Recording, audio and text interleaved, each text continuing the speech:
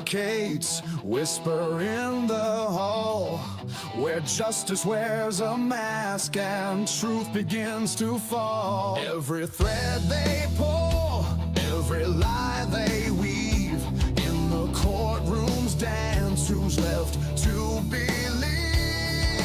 Oh, the devil's in the details, hiding in plain sight, innocent until the gavel steals the light. True crime echoes through the hollow night, fighting injustice with no end. The devil's in the details, hiding in plain sight, innocent until the gavel steals the light.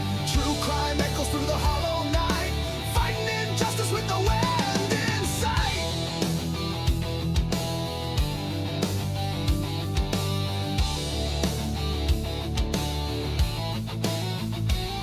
A photograph fades where the truth once stood, blurred lines between the bad and the good. The scales they tilt with every silver tongue, while the broken cry for a song unsung. Black robes sway like shadows on the wall, one wrong word and the mighty fall. Who's a sinner? Who's a saint? The jury's out, but the verdict's faint. Oh, the devil's in the details, hiding in plain sight, innocent until the gavel steals the light. True crime echoes through the hollow night, fighting injustice with no end. The devil's in the details, hiding in plain sight, innocent until the gavel steals the light. True crime echoes through the hollow night, fighting injustice with no end in sight.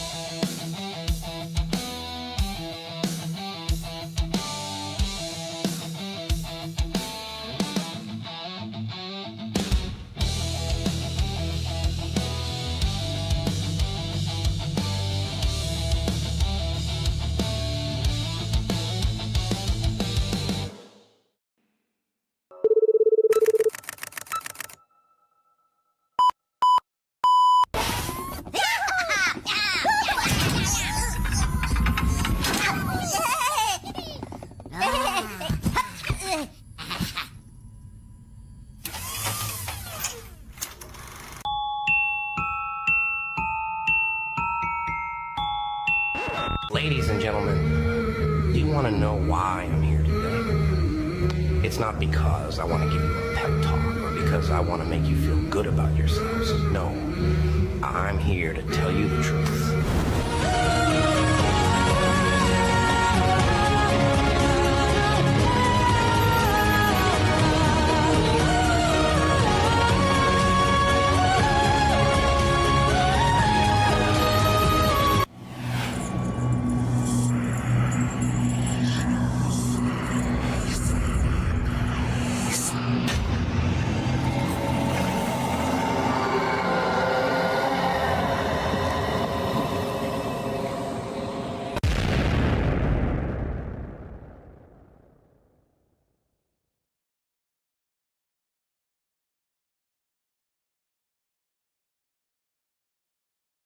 Well, hello there, one and all. It's great to be here in the den with you.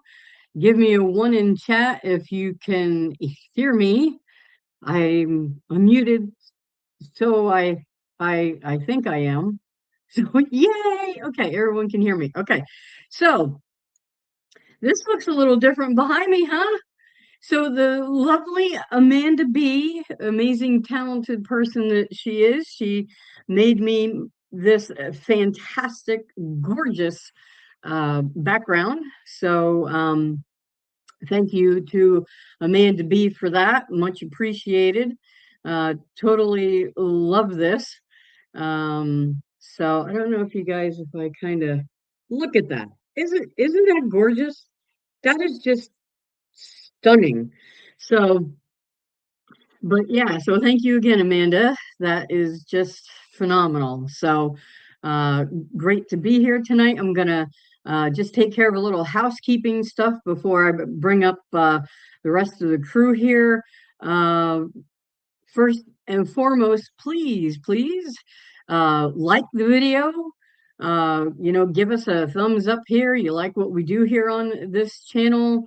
Make sure you do that. Also, please make sure to subscribe to the channel because there is a lot of great stuff coming your way. And you don't want to miss it.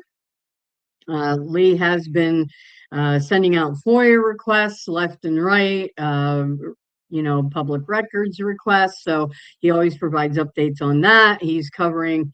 Okay, we have Idaho 4. We have the Long Island serial killer case. We have Luigi Mangione. I always butcher that name. Luigi Mangione.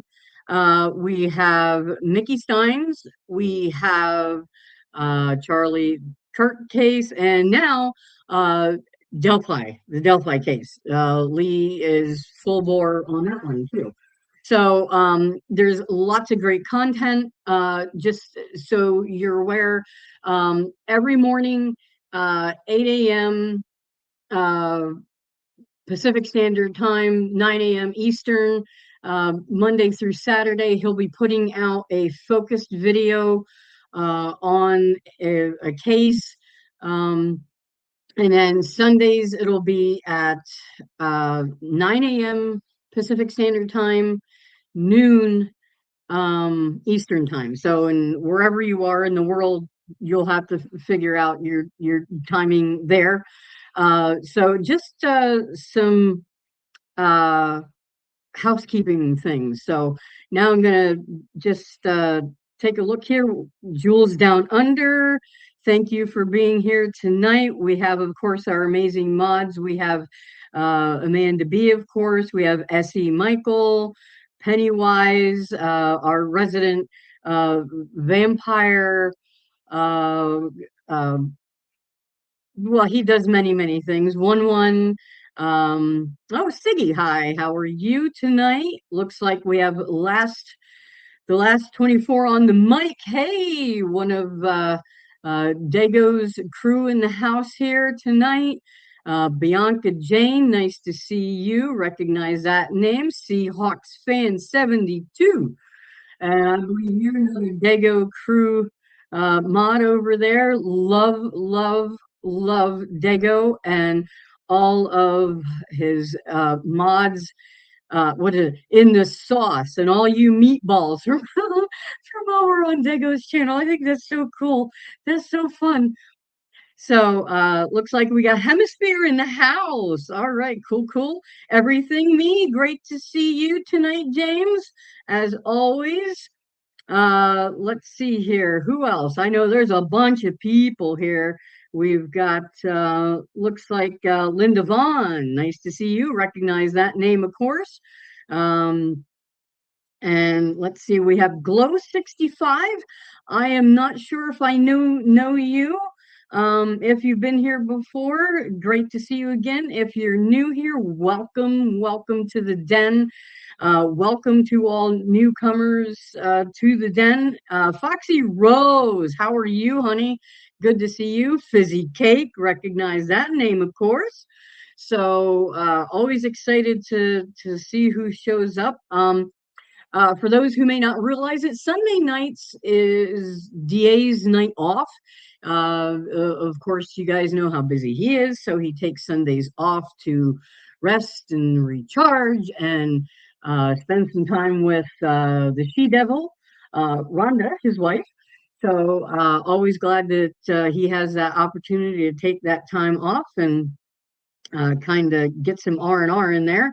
Looks like we got Cat K15. Nice to see you.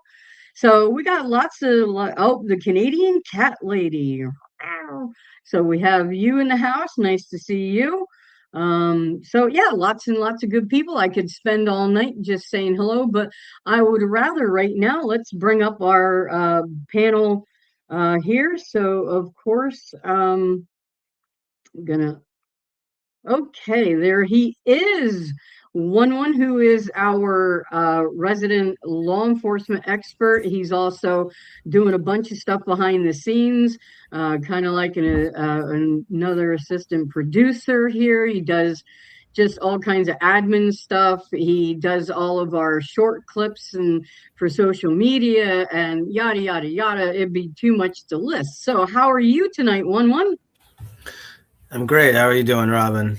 Good evening, I'm doing Dan. well, thank you. Yes. Yeah. Nice cold, So, nice freezing cold Sunday night for me here. oh, I know. It's not my idea of a good time. Not at all. So, all right. And let's We got a see new here. member here. Last 24. Oh the no, last but 24 oh, came in. yay! Thank you, Yeah. Mike. Thank Yes. you. That's wonderful. He's awesome. Love Yeah. the last 24 on the month. I like that. He's gonna have to tell us how he came up with that username. I have a hunch it's because you must sing or perform somehow. I'm thinking. Yeah. So that's my So Dan, are you ready? Are you ready for my intro? Is it good to be bring it on. alive? Is it good to be alive in the den on a Sunday night? Yep. Ladies and gentlemen, boys and girls, people of all opinions, perspectives, and predispositions, welcome to Devil's Advocates. This is the show where we don't chase headlines. We challenge them. Where we don't follow narratives, we interrogate them. Because in a world flooded with hot takes, half-truths, and trial by TikTok justice, someone has to ask the uncomfortable questions. Someone has to slow it down, zoom it out, and examine what actually happened, not just what sounds good in a clip. Here, we believe one thing above all else. Every story has more than one side. Every case deserves scrutiny, and every conclusion should survive skepticism. We're not here to defend the popular opinion. We're not here to prosecute the unpopular one. We're here to do what most won't, play the devil's advocate. That means questioning timelines, challenging assumptions, separating evidence from emotion, and calling out gaps, contradictions, and convenient silence, no matter who it upsets. Because justice doesn't fear questions, truth doesn't need protection, and certainty without examination is just belief in disguise. On this podcast, nothing is off limits. No theory is too sacred. No conclusion is immune from challenge. We analyze documents. We dissect testimony. We compare claims to facts, and we follow the evidence, even when it leads somewhere uncomfortable, especially when it does. So if you're looking for easy answers, this may not be your show. But if you're willing to think deeper, listen harder, and question everything you think you know, you're exactly where you belong. This is Devil's Advocates, where doubt is allowed, truth is earned, and the other side of the story finally gets a voice. And with that, live from New York, it's Sunday night. Good job. Oh, I love that. That's so cool. All right. And without further ado, we're going to go ahead and bring up Dago. We have Dago in the house. Welcome, Dago. How are you tonight? Good evening, everybody. Good evening. Tonight. How are we tonight? And it's Robin. Wonderful to see you. 1-1. Always a pleasure, Hello. my friend. Yes. Thank you so much. Yeah. Great job. As always, brother. Great job with that. I love it. Yeah. So this is your first time, I believe, on a Sunday night with us, Dago. So we have a little bit of a different thing we do. 1-1 and I, we kind of put together a little presentation here. And last Sunday was the first time implementing this particular one. And it was such a success that we decided to do it again. I'm glad I could be part of it. Yes. Feel honored. Well, yeah. So it was a lot of fun. People really seem to enjoy it, and so we're gonna roll with it again here. So let me. We have kind of. Okay, I always have to look and see how I'm doing this here. By the way, I Here, gotta Mike? say, Amanda did a screen. great job with your background, Robin. Oh yes, Oh, yes, she. amazing. Oh my gosh. Amazing. And sure, I didn't Just get to throw pops. Throw some pops at her. 100%. My Yeah. lovely background behind me here. I guess I'm gonna have to get one created for me that says Sauce Boss on it or something. I guess. yeah, she's just phenomenal. Oh my God, she's another one that she does a lot more than just graphics. I mean, she does research. She does just Oh, I have one of those. I don't even know what all she does. Yes, I have Molly, my videographer. She's everything. She does it all. She's creating the intros, the video, the audio to the intro song, the outro song, and she does a lot of research. And she has everything from every case we've ever covered filed, every bit of it. So, so let me. I get it. Need to bring this up. You should go get Molly, Mikey. I think she'd like it. Okay. Now let me add this to the stage. That would really help. There we go. Yay. Okay. Yes. Can everybody see that okay? Yeah. Okay, cool. And just to let everyone know, Joe may be popping in here from State of the Deep. He might be popping in here at some point, hopefully this evening. So we might even have him with us, so which is always great. Yeah. I do not believe that Jason will be here this evening, but just so everyone is aware of what's happening. So, okay, so this is tonight's presentation title here: Expanded Devil's Associate. I don't know what name I am, what the freaking show is. Advocates Deep Dive. So you tell me when you're ready for me to go to the next slide there. One. Sure. I'll do a little quick intro to it. Let's get something straight before we begin. If you're listening because you want reassurance, because you want to hear that everything makes sense, this episode's not for you, because tonight we're not protecting conclusions. We're interrogating them. 4 people were murdered in Idaho. That's not a debate. What is up for debate is how quickly people decided they understood exactly how and by whom it happened. Certainty arrived early, too early, and when certainty shows up before the questions are finished, that's when mistakes get made. All right. Now, I'll bring up the next slide here. So now let's talk about the sacred cow in this case, the knife sheath. The sheath is found near the victim's male DNA, later linked to Brian Koberger. And that's where thinking stopped for a lot of people, because DNA feels final. It feels scientific. It feels like the end of the conversation. But here's what the sheath does not do. It does not tell you when the DNA was deposited. It does not tell you how it got there. It does not tell you who carried the weapon. And it does not come with a recovered knife. So ask yourself this honestly. If this were any other case, would you accept this level of explanation without demanding more? Or are you accepting it here because you want closure more than clarity?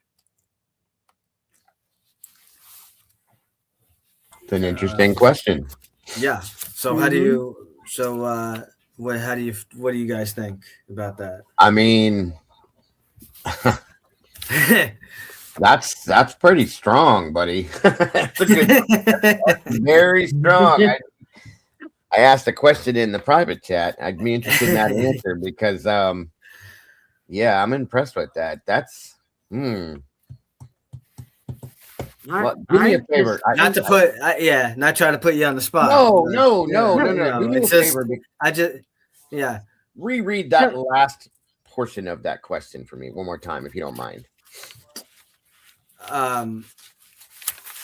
If you can. So okay. So So I have what the sheath does not do. It does not tell you when the DNA was deposited. It does not tell you how it got there.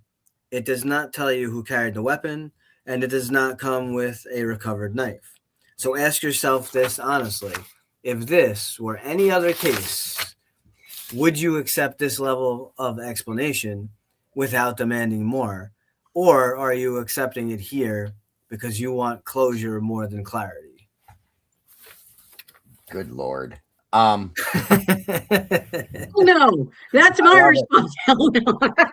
I mean, yeah, it's usually Robin. I was asking if you wrote that, Robin, because wow. No, I didn't write. No. He did all the presentation part. I did all the graphic and stuff like that. So what he does is good job. He does this, and he did this to me last week, Dago. Don't feel bad because No, I'm like, what? This is what I love it. And then he comes back with this, and I'm like, so we have like these little debates. So that's okay, Dago. So you just No. You got me here because I honestly, I question everything, guys. If you watch me, you follow me, everybody knows I question everything, and you have to in any case, okay, but especially in this case because we have not okay, let me put it this way. We've asked questions from day one. Every question that we have received an answer to is another question, okay? Yep. And every time they put things out for us to supposedly answer our questions, we come out of the gate with 3,000 more questions. So I would truly and honestly continue. I'm not just going to settle for it. I'm going to continue questioning it until I get what I believe to be the truth, because that's what I'm here for. That's what you're here for. That's what they're here for, is truth, folks, period. So I'm going to continue questioning it until I get what I believe to be truth. Yep. I hope that's a good answer. Yeah. That's a strong question, one. Yeah. So the sheath obviously is not a weapon. It's an accessory. It was found in a location that implies proximity to at least one victim, or so we're told. There's no body camera, right? Of that. Right. No fingerprints conclusively tie the sheath to movement during the crime, and no blood on the sheath itself has been publicly detailed to enough that has no Kohlberger. There's no Kohlberger blood, as far as I know. That's been labeled. Yeah, there hasn't been any at all. Right. Mm-hmm. So that's how kind of like where I'm at with it. Sure. Although stuff comes out and we have all these different one document comes out and we have 10 more questions. Absolutely, every time. if they revealed that the knife sheath, if it had Kohlberger's blood on it, I would feel more comfortable saying that I believe he is definitely part of it. I mean, could it still be planted? Sure, but now you're saying that now you have to have his so what are we saying? It's planted, so they actually got it. I'm not saying it can't happen. Anything is possible in this world, but believe me, I'm aware. But that would mean they would have to actually get his blood and then plant that on the sheath. If it was something a bit more, but just touch DNA is not enough. No. It's not enough for me. No. They lied still, They lied to us from the beginning, telling us that it was inside the snap. And I don't understand why you would lie. Right. Wait, yeah, I was going to ask you about that. When exactly? I know like all this stuff came out, not too long ago. Wasn't that basically the narrative that they kept saying? Is that they told was on the snap, right? Yes. When they first gave that to us, they said that it came inside that snap there, a snap like that. Okay, right. Now we've come to find out on the newer reports that were dropped from the ISP that it was actually on the strap that the snap is part of. Okay.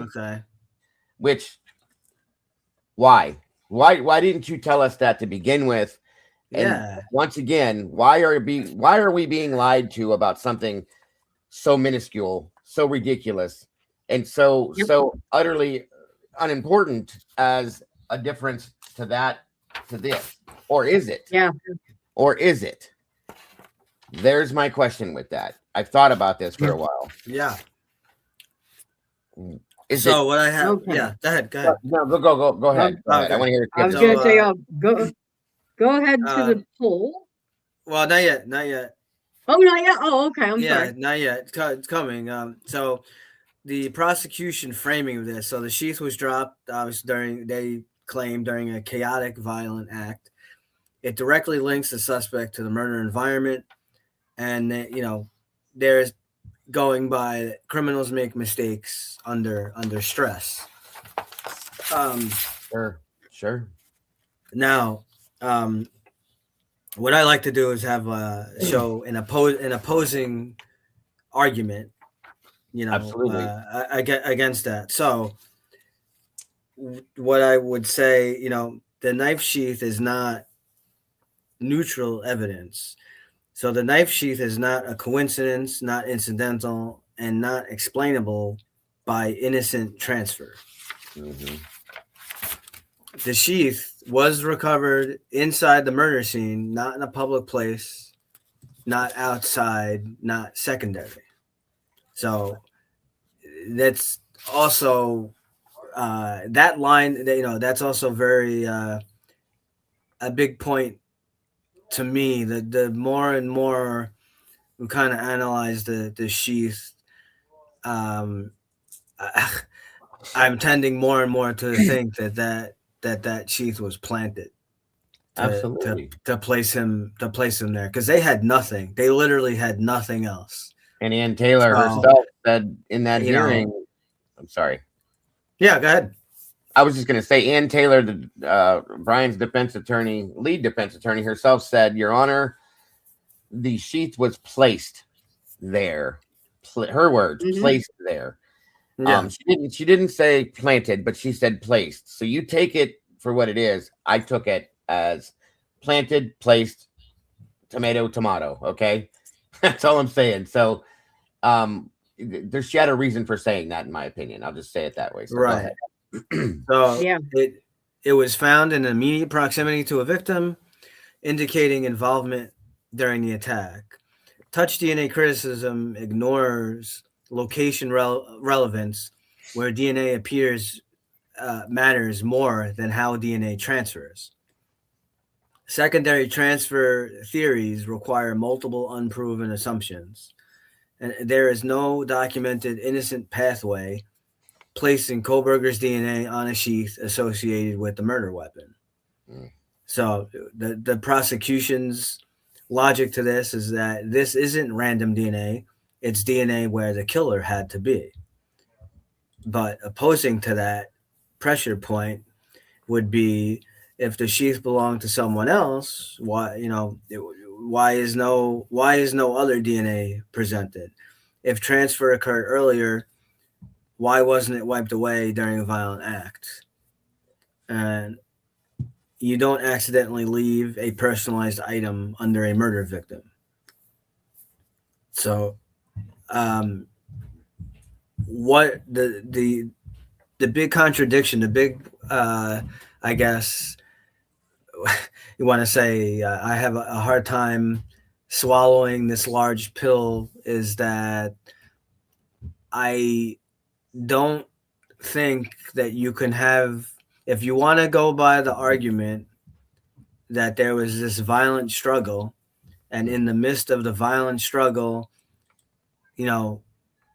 Kohlberger or whoever the perpetrator is, right, or didn't know, trying to get out of there quick and didn't know that they were going to have to fight, and in that assumption, that in that chain, that course of action, the knife sheath comes popping out, right, and so then there's this DNA left at the top. But the problem that I have, and what I find so interesting, we joke around all the time and we keep saying, what is BK some kind of you know, 10th degree black belt ninja guy. Like, Right. I saw the video. Now, as funny as it is, seeing this video of him going to get coffee at Costco or whatever he was doing, Right. that it to me, I mean that happened literally the morning right after the morning. I mean the morning of these homicides. You're telling me he's in a violent struggle. A knife sheath comes flying off. He's the perpetrator. It doesn't look like there's one scratch on him. Doesn't look like there's one mark. No. And on top of that, the photos that the alleged photos, or that apparently he took that day of him in the mirror with, I saw nothing. I saw nothing that to me that would be indicative of that he was in some kind of even minor scuffle. Forget about like someone clawing and fighting for their life. I saw no evidence of even a minor scuffle. No bruises, no blemishes. Right. So I don't see how you could have both. I don't think it's possible. It's like a positive and negative. You can't have both. It's either one, right. Agreed. Yeah. Agreed. No, and not to mention, I'm glad you said that, because I'm gonna, if you don't mind me piggybacking on that real quick. Yeah, go ahead. Brian Koberger also, not only did he go to Costco that morning, he went to another store, that other store as well. I can't think of it. Sorry. Right. He also went to the following day. He went to a doctor's appointment that he had. He kept that appointment. The doctor would have seen something and would have probably said something. He also went to he had a hair appointment to go get his hair cut. He went to that. Nobody said a word. And then he goes back to work. So this man killed 4 people on November 13th and goes to 2 stores or more, goes to a barber appointment, goes to a doctor's appointment, goes back to work, and not one scratch, blemish, bruise. He wasn't exasperated, the next morning when he was at the store. He wasn't acting out of sorts. He wasn't overly, I can't think of the right word, but the man acted like he's always acted in his entire life, every time he's ever done anything else that you would expect, I should say. So all of those things, and not a one bruise, blemish, scratch, dent, one hair out of place, guys. Come on. It makes no sense. None. No. So, just saying. Now, if you had showed up with a scratch or a cut or a bruise, or anything on his hands, guys, nothing at all. No.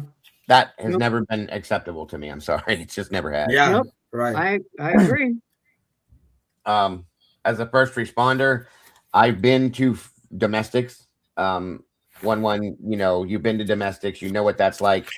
Somebody usually has a mark on their body, okay, fighting back. I've been to street fights. I've been to gang fights. I've been to all this stuff, okay. I've never seen anybody that clean in my life that have been through a situation in that sense. Right. Period. And that's what I'm saying. Like, even if you want to go by, even if you were to believe that, which I'm pretty sure most people, at least here in in our room, in our chat here, I'm sure they do not. But even if you wanted to believe and say, yeah, he killed them all in their sleep, look at the amount of stabbings and the amount of force that he had to use. I mean, they said that the exertion, Kaylee's face was unrecognizable, and a second weapon was probably used. So you're telling me that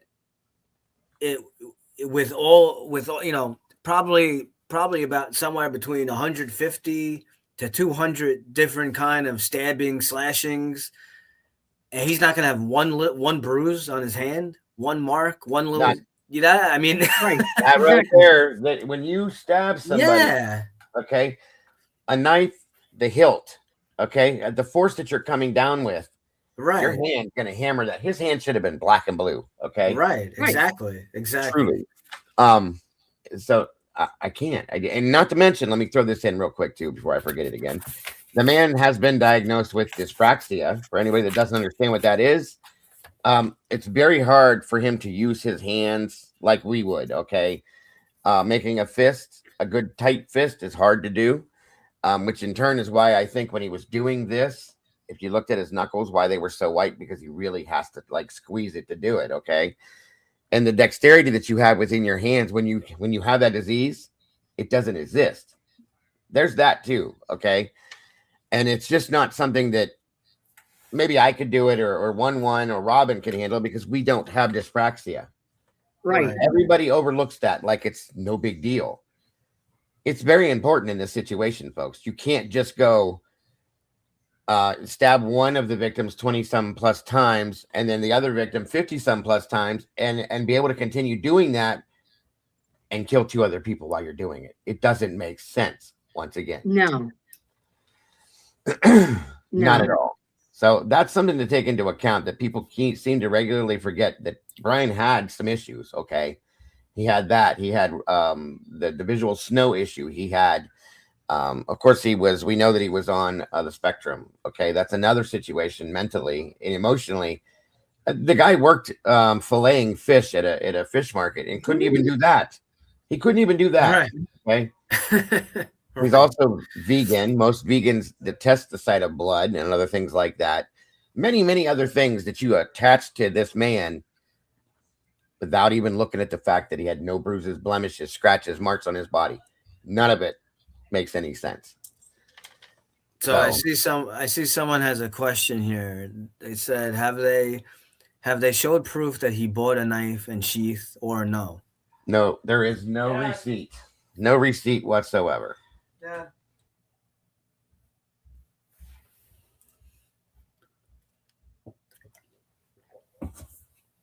No. No, they did. They bought one. Right. Yeah, exactly. Yeah. They bought one. Which one went to Texas? Right. I mean, yeah. You know. Well, it's interesting you said that, because I watched a video, I think like about a day or two ago, by Harsh Reality, and he was saying how many times, like going through the documents and different things, how many different times they say the sheath and a sheath. Like they can't even get it clear, get it specific. So like it's just, there's a lot of ambiguity in it, Well, and, I'll be honest with you. If you add that to the fact that the prosecution purchased a knife, sheath, sharpener, and the same vitamins that they claim that Brian purchased on his Amazon, his Amazon family account, that we still have not seen any type of a receipt for, other than the statement that they showed that happened. I don't trust it. I'm sorry, but I don't trust it at this point, because if you looked at this sheet, we saw a couple a photograph. This one here, there's another one. It looks brand new, you guys, brand new. Yeah, this was purchased at some point a year ago, I guess, or something like. I can't remember the exact time, but this knife was purchased. I don't know what was done with it beforehand, if it was purchased. We'll say that. Okay, but this looks brand new until they added the chemical that they needed to use for the processing and stuff that they had to, the testing they did, and then it had stains on it because of what they did to it. Okay, but besides that, it looks brand new, and I mean brand new. That's a problem. Yeah. So I just wanted to throw that out there. Yep. Let me know when you're ready to go. Yeah, go ahead. Throw the poll up. Throw the poll. If I'm talking, throw it up there. No, it's fun. No. Love you, Dad. Okay, here is our first poll. Does the knife sheath alone convince you of guilt? Your options are yes, no, unsure, or leaning guilty but not sold. What say you, chat? Yeah. What say you, Den? So we want to hear from you guys in the den. What do you guys think? What do you feel? I see a no. Curious Cat says no, no, no. We got no, no, no. Lots of no's. Lots of no's. I just said I haven't seen one single yes. Yeah. We like to put these polls up. We like to see where the mindset is of how you guys Right. are, where you guys are thinking, how you're feeling, because I could think a certain way. I have my experience and things that unfortunately I've seen too much police corruption. If people. If people saw, yeah, go ahead. Yeah, hang on just a second. Penny, check your Discord. Okay, Penny, check your Discord. Sorry. Okay. Always there's housekeeping things to do in between. So anyway, go ahead, woman.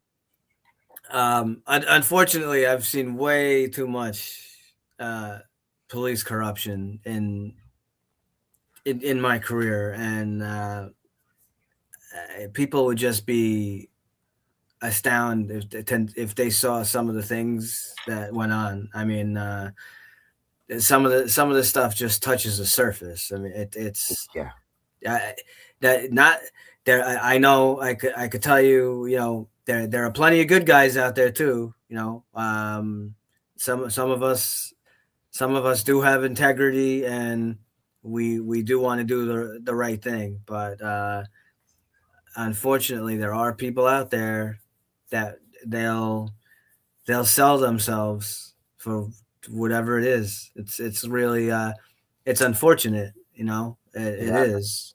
It happens everywhere. Yeah. We have it here too. We have it here. I can only imagine what you've seen. NYC is huge, It's huge. Yeah. So yeah, it the things I've seen in my small community, I can't even imagine it. I can't imagine it. So, I guess we're ready for segment 2. Alrighty. All right. So now let's talk about touch DNA, because this is where people pretend nuance doesn't exist. Touch DNA is real. It is also not magic. It transfers, it degrades, it moves in ways that make juries uncomfortable when they learn how it actually works.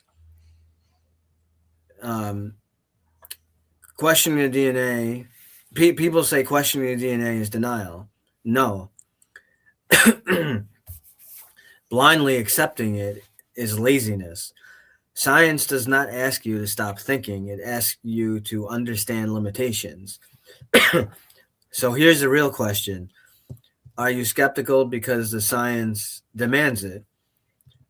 Or are you dismissive because doubt threatens the story you've already committed to?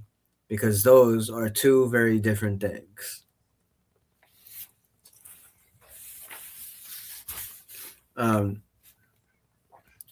So reasonable doubt or convenient doubt. Touch DNA versus the totality of evidence. Touch DNA can persist for long periods. It can be transferred indirectly. And it does, but it does not establish a timeline by itself. Juries don't evaluate evidence in isolation. The argument isn't DNA alone. It's DNA plus circumstantial stacking.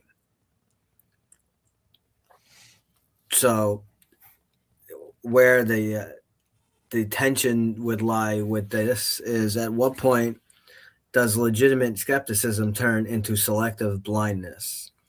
And are people dismissing the DNA because of science or discomfort?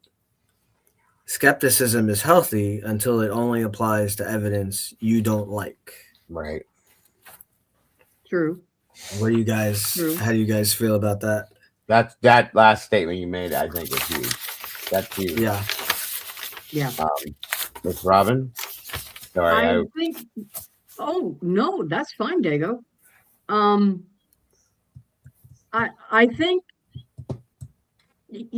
people keep saying, the guilters or what, like, well, it's DNA was found, and it's that whole line, and they're like, you people are ridiculous to think that, you know, he could still be innocent, and it's like we're not trying to have tunnel vision. I feel like, and there was another statement in there, one the totality of the evidence, and that's what we need to look at. And when you get that Absolutely. kind of tunnel vision, that's when you have gross miscarriages of justice. Absolutely. So that's I'm sorry, I didn't want to interrupt you. No, go ahead. I was just gonna say the amount of touch DNA, transfer DNA. You have to understand how minuscule this is. In my opinion, this is what has always bothered me with this, how minute it is. Okay. Right. How can I say what I'm trying to say here? How much it's not there. Okay. That's something, unlike the blood DNA that was found on the back of the sheet, that was very important, in my opinion, to the case, that should have been tested first and foremost, should have been ran through. All of those things should have happened right away. Absolutely. They go for, and they go for instead what they claim to us, which is why we argue the statements that we have. What they told us they found in here, okay? Yeah. The tip of a pin is what they found. You have an entire sheet covered with DNA that they didn't want to test. This is what I'm calling bullshit on, okay? Yeah. Clearly.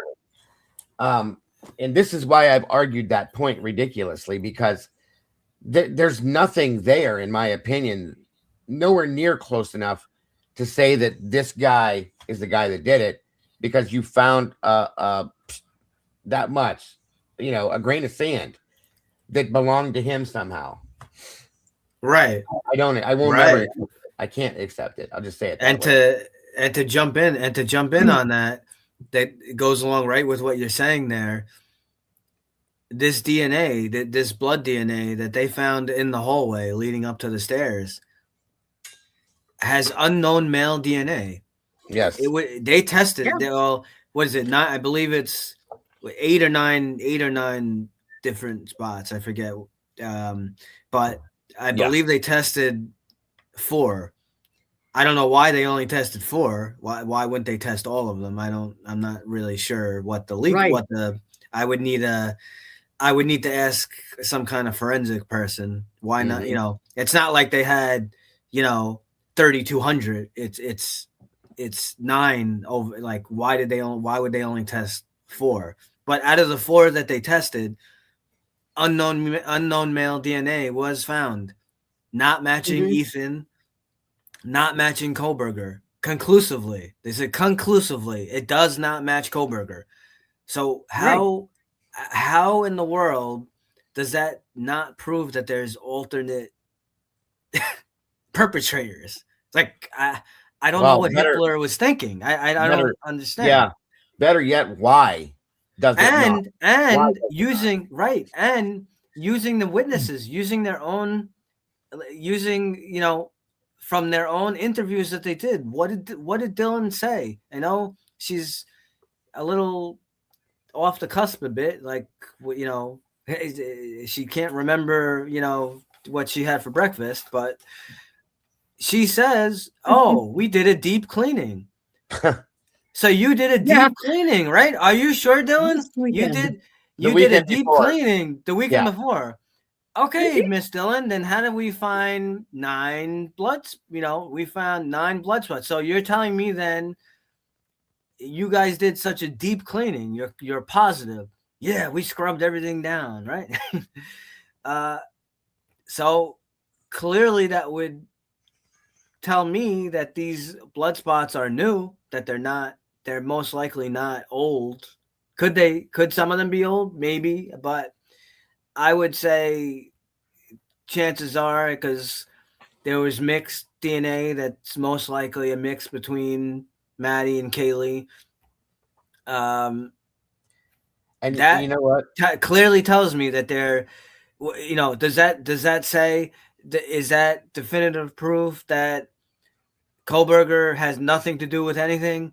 No, it is not definitive proof saying that he had nothing to do with anything, but it does say whatever blood is on that blood spatter in the hallway leading up the stairs is not from Kohlberger. It's from a different unknown male. So if it's an unknown male and it's not Ethan and it's not BK, well, 1 + 1 = 2. Yeah, and you know it's funny. It's funny. I never even thought about it this way until just right now when you said that one. She kind of screwed herself when she said that. When she first off, that statement alone, any investigator, you don't even have to be an investigator, is going to look at somebody when they say that and go, what? Well, what did you just say? Okay, number one. But second off, you just said something I think that is highly important to the whole case. That statement alone, her saying that they did a deep clean the weekend before, it's going to be hard. It's probably going to be hard to find some DNA. And of course, everybody noticed that when they said they found it, she seemed a bit surprised. I'll say that, but okay. Right. But what that says, and you said it yourself on one, that means there is no old blood because it was cleaned the weekend before. So anything that is there is brand new. Okay. Yep. So you screwed yourself when you made that statement, girl. I'm sorry, but you did. Yep. And thank you for that, because I don't know why I never processed that way before, but it truly just kind of was like, whoa, okay, hold on. There's no chance for there to be something from last weekend, the weekend before, or whatever.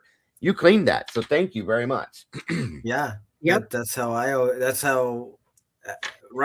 took that, and yes, I just so here we go. Our core opposing position on this: touch DNA skepticism is valid in theory, but abused in practice. Courts have long accepted touch DNA when location is probative, context aligns, there is no competing explanation.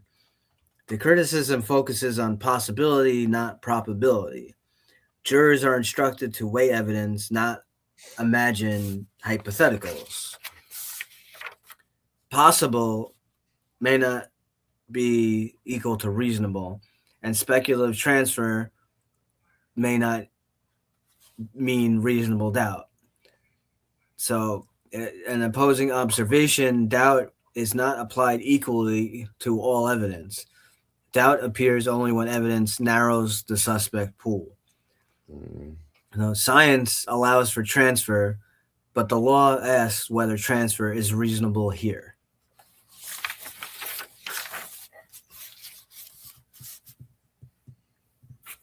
How do you guys think? How do you feel about that?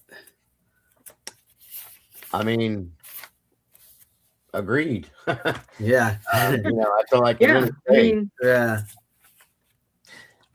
to answer to what Siggy said, depending on cleaner DNA could still be found. I understand. Siggy, I'm saying consequently, the odds are going to be lower because of that, is what I was trying to say. Right. That's the point. Right. Absolutely. That's the point that I make on it. Obviously, you can have certain DNA that's kind of microscopic to the eye or whatnot. But the point is she made such a point of saying that they did this deep clean. So the odds would be lower that you would find some random blood spot or something that, and someone cut their finger or something, something could be old. Absolutely. But it just lowers the chance. The odds are small. And let me throw something else out there that just kind of fell into the box too for me.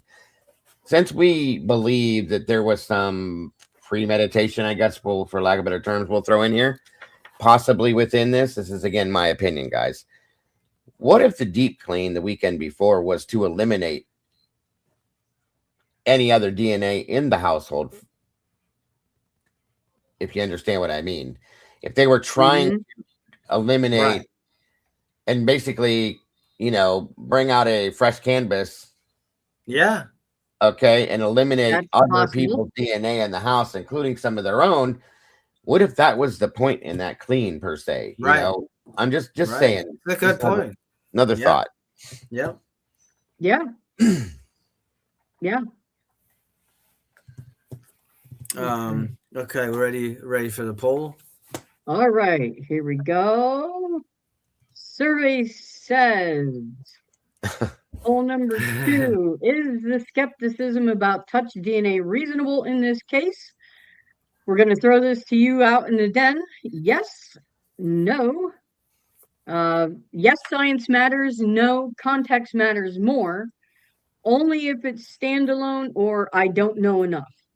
So, what say you, Den?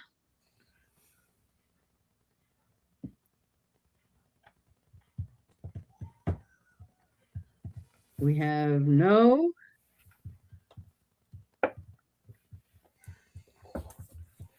I think it's reasonable. The skepticism. Science matters. But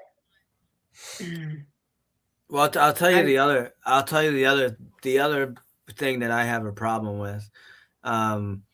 So I don't know all of the, I'm sure Moscow Police Department, as any police department, if I wanted to kind of correlate it to NYPD, we have a giant patrol guide that has all these rules and regulations that we have to follow. So I'm not talking about the law or the penal law or whatever. This is just rules and, how, like, what we're supposed to do at certain jobs. Standard operating procedures. Yeah, standard operating procedures. Exactly. Right. So I am pretty sure that some of the stuff, many things are probably very similar throughout the country. There may be some nuances here or there. Obviously, it depends on the size of the department. Right. Like NYPD, we have a specialist for every little thing. We have 35,000 officers. So, but one of the things was still super alarming to me, and I could tell you right away something is not right, is this officer that discovered the knife sheath and didn't have body camera on. There's a big problem with that. Convenient. Very convenient. Yeah. And and that officer, I believe, had prior discipline as well for something with not activating body camera. And that's what I heard. Yeah. So, I mean, what is going on here? I mean, shouldn't that be considered a Brady violation? Yeah, absolutely. I mean, it's like the quintessential piece of evidence in the case. Right. And it's not on body camera.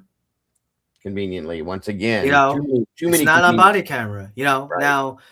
Now, if there was body camera and we see it, and that's okay, it's discussed.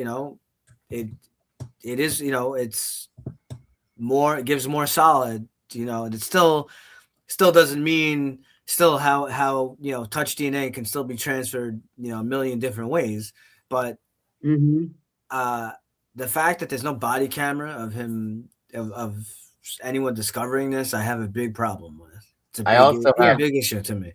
To add to that, I have questions about. There's a few pictures that were. I don't know if you guys remember this in the reports, but there's 2 or 3 pictures that I think a stream of them. They were deleted because they were blurry. Okay. One, you don't do that. You're not supposed to do that at all. That's highly, highly against protocol.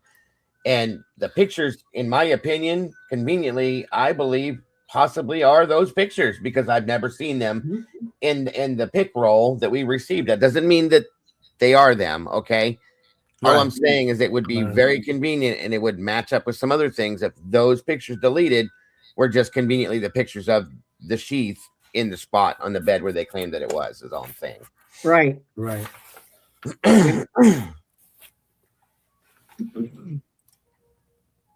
All right. Ready for Yep.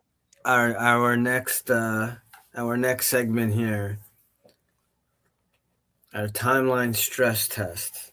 Now let's rip the timeline open. Timelines only feel solid when you don't touch them. Car movements, phone data, estimated times of death. Everything has to line up perfectly for this theory to work. But here's the problem. Real life is messy. So what happens if the timing is off? 10 minutes, 15? Does the suspect still fit neatly into the narrative? Or does the case suddenly require assumptions to stay upright? Strong cases survive pressure. Weak ones demand that you stop applying it. So we got the timeline stress test, midnight to 4:25 a.m. Walk it slowly. Vehicle sightings before and after the estimated murders. Narrow window in which 4 victims are attacked. Limited reported noise. Surviving roommates remain inside the house. 911 call comes hours later. The stress points of this: how long would this realistically take? How much noise would be unavoidable? What assumptions must be true for the timeline to hold? And what happens if the medical time of death is off by even 10 to 15 minutes?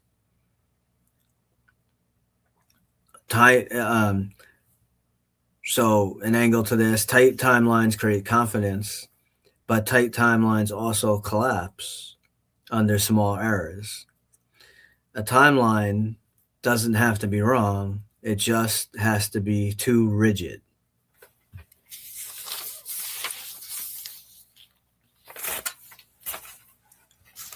How do you feel about that? The timeline has to be too rigid. Is that? Yeah. A timeline doesn't have to be it doesn't have to be wrong. It just has to be too rigid. Right, because especially at the beginning of a case, when you're doing all the triage of the case, so to speak, and you only have limited information to 3 days into it, say, or a week, whatever it is, a case of this magnitude, to just say, this is it, this is what happened, and we don't want to hear anything else. And, just to totally ignore the evolution of the facts of the case, as more things come in, the tips come into the tip line, things come out in your witness interviews and so forth. And that's where we're at. I mean, we were there, 6 months or so, after they told us this is a timeline, this is what happened, and that's it. So many of us started going, what are you talking about? Right. And yeah, so I would agree with that. I would agree. If you have a timeline that's too rigid, that's when things go off the rails, when more information keeps coming in. So I would agree with that part. As do I, 100%. It's the exact same thing Robin just said. I can ditto. So now my opposing argument to this, that the timeline does not need precision to be credible. The timeline strength lies in consistency, not exact minutes. Violent crimes frequently occur faster than people expect. Surprise, darkness, and confined spaces drastically reduce reaction time. Mm-hmm. Multiple victims does not automatically mean prolonged struggle. Slight timing shifts do not eliminate the opportunity window. Prosecutorial framing of this: the defense does not need to prove an alternative timeline, but they have not offered one that excludes the accused. An important reality: medical time of death estimates are ranges, not timestamps. That uncertainty cuts both ways, not just toward doubt.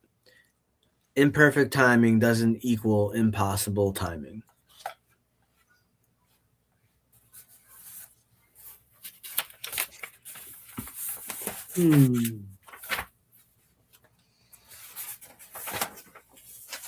Well, the the only problem is they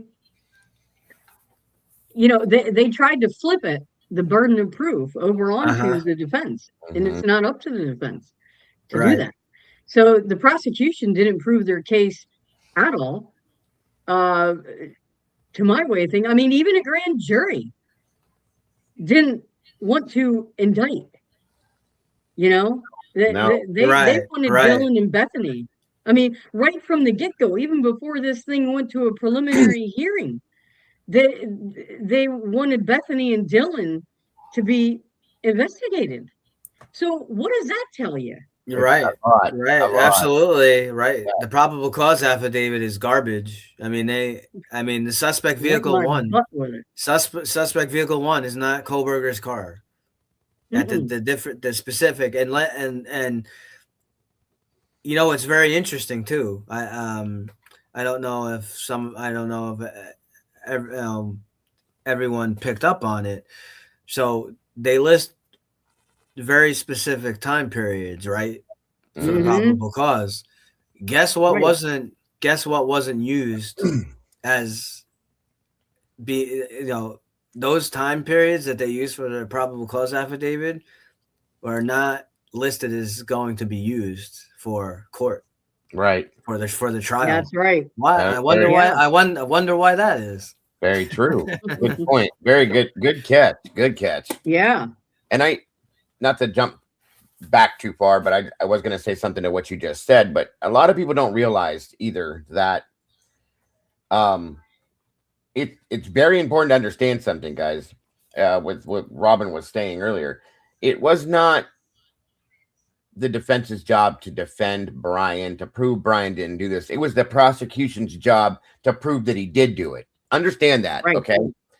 That's how that works, folks. Period. I mean, don't take what I'm saying out of context either. Yes, it's defense's job to defend him, but it's not their job to prove that he didn't do it. If that makes any sense to anybody. The whole point in the trial, with this trial, any trial per se, is for the prosecution to prove that he did it, and they did not do that in any way, shape, or form. They have not done it, and that's something that's important, you guys, to think and remember with this entire thing. I'm sorry, go ahead, Rob. No, I was just going to say, and the thing is, to me, people can say till the cows come home, they didn't feel Ann Taylor was strong enough. They didn't feel that she did a good enough job. But the fact of the matter is, she was backed up to the wall that were the only way to my way of thinking, that she could see a way to defend Brian was to find the actual guilty parties. Yep. Now that's not right. And that is not the way by law that that is supposed to happen. And this is going to set precedents. Yep. Okay.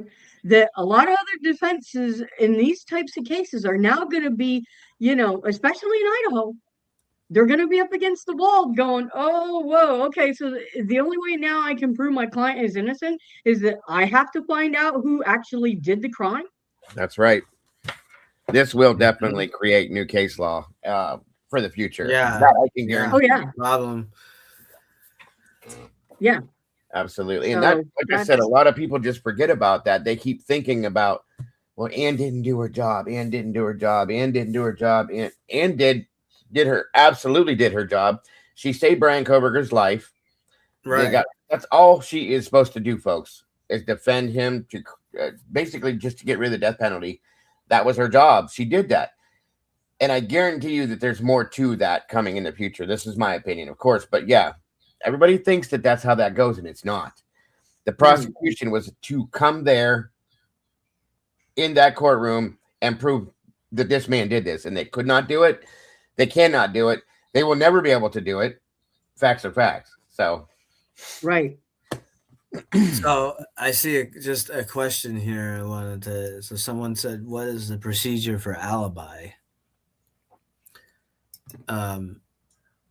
So what I could touch on that. I mean, Brian didn't really have the greatest of alibis to say. You know that he's stargazing, but what I would say to that is that the expert that the defense was going to use, which I assume was going to help his argument there, was going to be Cy Ray.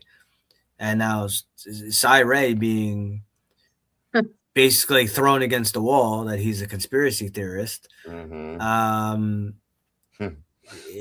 mean, basically saying, he has no alibi, that he, suspect vehicle 1 is his, and that's it. It's it's ridiculous. And that, I mean, it's not, his alibi isn't far-fetched, folks. They announced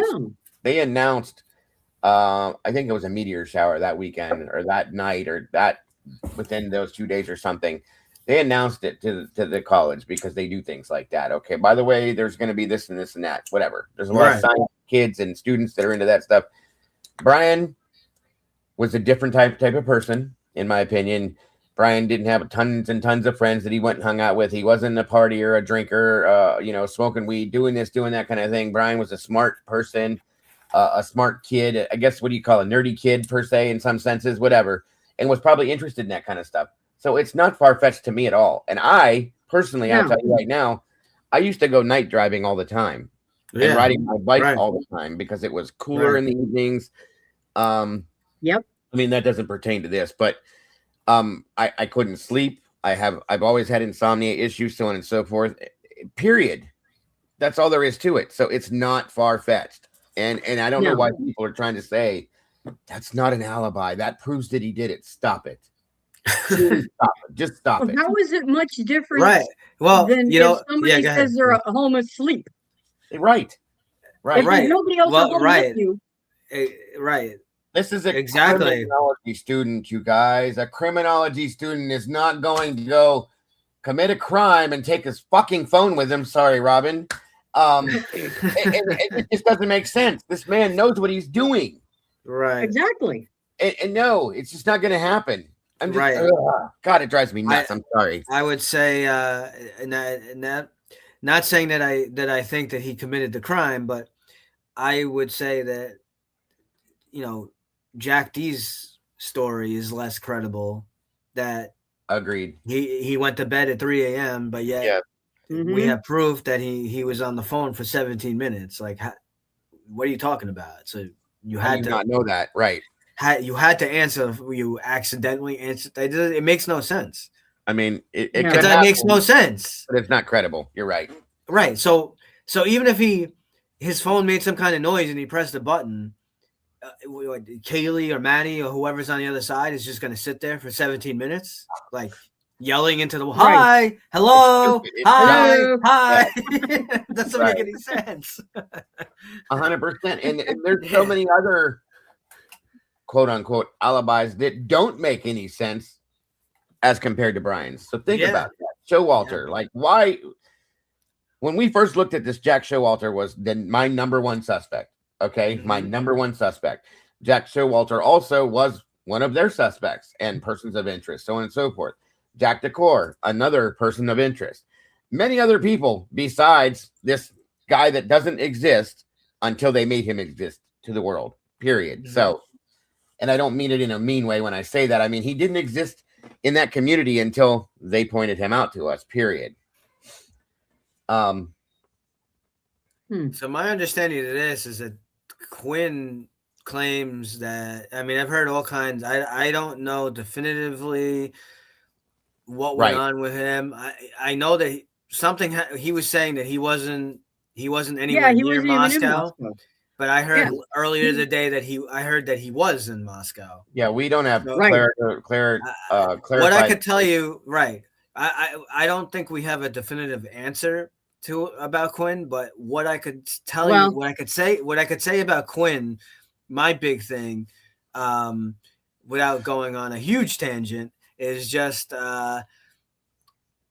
going by, evaluating behavior. So a lot of how we figure things out is evaluating behavior, and it's not just what someone did in this specific moment. So like BK turning his phone going off at 2 a.m. or whatever it was. Is that the first time that ever happened? Going back, looking at his records and within 6 months, right? Or is this something that happened, a few times a week, every month? That's how where human beings are, where we do so many things, and this is why I could tell, and this is what annoying. Like, I wish they would actually redact the damn interviews, because seeing people's faces, the people who either they work for the FBI or other specialists, behavior specialists, they're really important. They could tell you almost instantly if they know the telltale signs, if someone is lying, like how they're without even doing a lie detector test or any of that. I know some signs and whatnot from my police experience, and talking to people and seeing, people's eyes, people just my experience. But I'm by no means an expert, like a behavior specialist. But what I could tell you is Dylan's behavior, besides the lying and whatever else, or she can't remember or blacked out or whatever, what she said does not correlate to what normal behavior would be. Now, you want to say that, it's at a college town, they don't want to call the police right away, and this and that, and okay, I'll even give you that people don't, some people are involved in drugs and underage drinking and this and that, and then we don't know everything going on. They don't want to call the police right away. Fine. But you know who Dylan would call right away? You know who she would message right away? Would be her boyfriend, Quinn. And where have we seen any evidence? So you want to say Quinn is not there. He wasn't there. He's hours away. Well, which may be. I'm just throwing the idea out there. What would be a reason that Dylan would not text? You always got to look at not just what is there, as Lee always, as he points out too, when he does some of this analysis, you have to look at what is not there. So what is not there is not. We don't see the evidence of any text messaging or any calls to Quinn.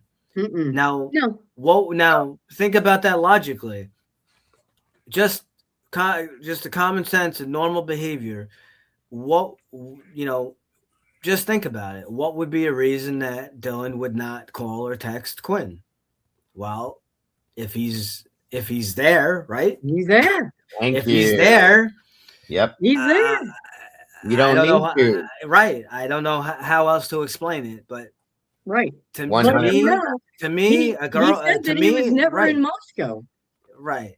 Right there. He never came there. Right. No, I mean like at all. Right. Like he said he never stepped foot in the town. Yeah, right. Yeah, your girlfriend. I wouldn't go hang out with my girlfriend. And if I remember correctly, I may not be getting all the details 100%, but wasn't there something like a few months before where Dylan thought she saw someone outside or something? Something happened, right? She thought something. They thought someone was in the house. Wait a minute. What's this? I just read that. What happened? What happened? Birdie did an interesting live tonight. Right at the beginning, he had an article. Is that the same thing you were reading, Robin? Yeah. Beginning of the case, Quinn. I've never heard that before. That would be 911. That's interesting. Well, again, I'd like to see where that came from. That's interesting. Right. Right. Yeah. And to be able to verify something like that would be interesting as well. Right. Because I was told, Right. you guys, I think we talked about this the other day. I was told, and it's again hearsay because there's some of this stuff there's no way to clarify and alleged. But I was told that Quinn was there pretty early that morning. So from where he was claimed to be, I was told he was there. How did you get there that fast from that distance away? Is all I'm asking you. So if that's true, I don't believe that he wasn't there. I'll tell you guys that right now. I believe he was there. And I have believed that probably for 3 years now. I'll just tell you right now. Yeah, yeah. And I have a little bit of a theory about that. Yeah, go ahead. He I believe suffers from seizures. Yes. Epilepsy, yes. So, could he have been the unconscious person? I mean, it's possible. Anything is possible. I mean, I'm just speculating. Speculating a little. Of course. Was that the reason that, 911 was called? I mean, could that be part of it? Could that? I mean, that kind of physical, for someone who has seizures, that kind of physical activity, if he was involved, allegedly, I mean, we're speculating here, people, not accusing, nothing like that, but just saying, if a person who suffers from seizures is involved in committing a brutal crime, could that potentially bring on seizures? Stress induced. My wife you have a little more medical know-how knowledge than what I do. Tell you it absolutely can for two reasons. One, I have dealt with them numerous times. Two, most importantly, my wife had and has a form of epilepsy and used to suffer from seizures. And her seizures specifically were stress induced. Okay, so jumping into a situation where you're, say, per quote unquote, and again, pure speculation, like Robin said, you're jumping into a situation like that. That's a lot of stress. Okay. And then when it's all said and done, or during, it could induce a seizure 100%. It would, I would imagine, because that's a lot. I'll be truly honest with you. My wife's issues were brought on by the sight of blood sometimes, because the stress that it caused her by seeing blood. I'm not saying that's what happened with him. I'm not saying that couldn't have happened with him. All I'm saying is that's how hers happened. But they are absolutely 100% stress induced, period. So, right. Yeah, I mean, like our dog, she has seizures. So we have to even watch her. Like, she hates fireworks. So we always have to make sure that she's medicated properly, like around 4th of July and so forth, so that it'll help prevent them. So, I mean, you have all that adrenaline coursing through your system. Bingo. From a crime like that. And so it would only make sense to me to potentially bring on, seizures. So let's say, speculatively, let's say that this wasn't supposed to be the murder that it was. Okay. Let's say that, go back to what Kim told me 3 years ago, that this was supposed to be a shakedown. They were just supposed to scare some people. Okay. And it got carried away too far, and holy shit, what just happened? And all this blood starts flowing, blah, blah, blah, blah, blah. That in itself, that interaction is going to trigger something for some people, okay? If you have epileptic issues, kaboom, it's like an implosion. There you go.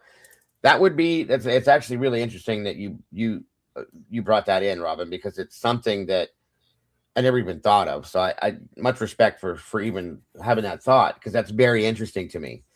And what if that was the initial call, and then they realized, oh shit, we can't, like, this isn't going to work, so on and so forth. So they got him out of there, blah, blah, blah, so on and so forth, and on they went. So that's interesting. That's a very interesting theory. Thank you. Very interesting. I like that, actually. In fact, I have to put that in my notebook now. And it's what else, being that was brought up, why was it Kayla Wynn, who, by the way, is somebody I'm not fond of, in her interview when they asked her about him, why did she bring that up? That's not something that you would, when you're talking or describing somebody, even if I know it, okay? If somebody said to me, hey, who's this 1-1 guy? Well, he's a New York City police officer. He's a hard worker and he's got epilepsy. Yeah. Why in the hell would you put that into an interrogation or an interview? Right. Okay, that statement alone, you just don't typically do that. Right. And especially, you know, just to have enough respect for someone, you know, with HIP and all that, you know, to not, you know, blab somebody's medical whatever. But it is a very random fact about him for her to have stated during, you know, an interview. Of all things to say, you put that thing in there. That's a little odd to me, is all I'm saying. Almost as though, okay, I'm going to speculate a little further. If she was aware of what was going on, was that her way of trying to be like, well, he couldn't have done it because, you know, he's epileptic, and so there's no way he could have been at the scene? Bingo. Thank you. There you go. Just saying. Right. And that's only based on my feelings about that person, because I'm not comfortable with her. And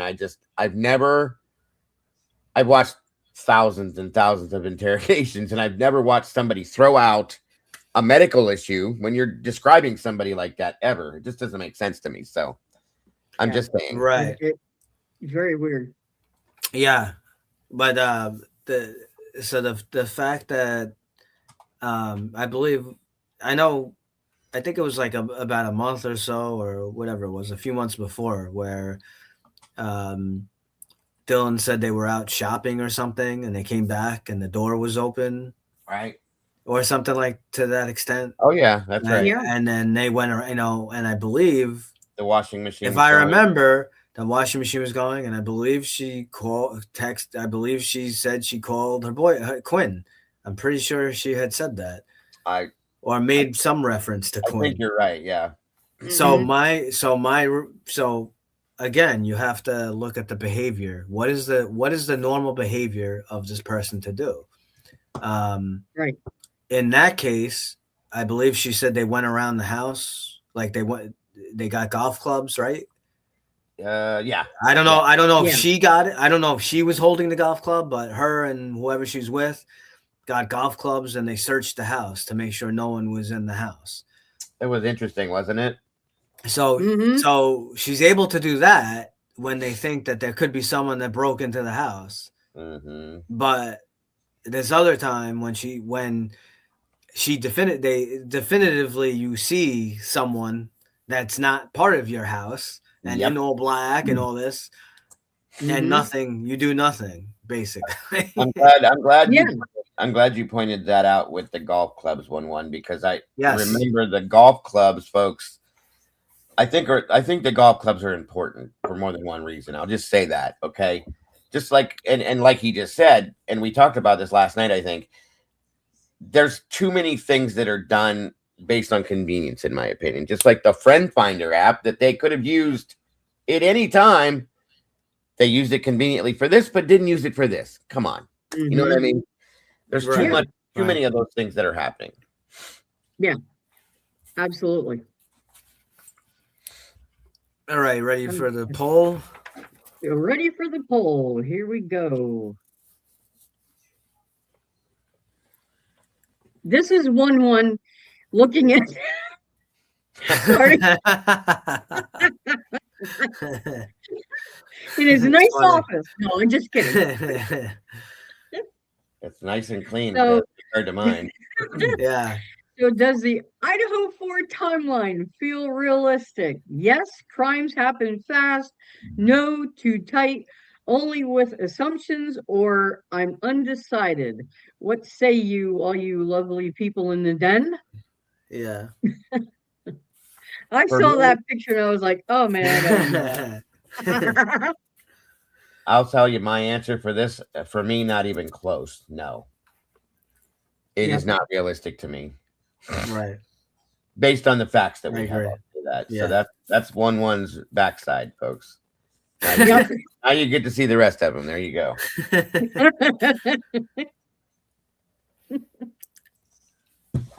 Mostly I nose. see no. Nose. I see Yeah. no. Interesting. No.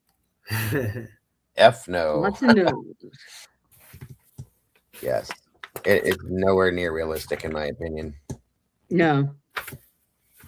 We have only with assumptions from Siggy says. That's a good answer, Siggy. What's this? Okay. There should be people exercising or walking the dogs since 7:15 a.m. right up to 11 a.m. So there should be reports from 7:15. Did anyone interview the girl in black who was walking at 7:15 a.m.? There is a report about that. I don't remember the number, but I do remember going through one of the reports and reading about that. Okay. But there's many other people out here too the 8:30 person seeing the door wide open and all this other stuff. So yeah. Right. Okay. All right. We're ready. On we go. Welcome. On we go.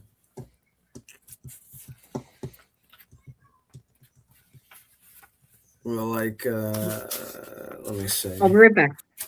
I gotta put the cat out. No problem.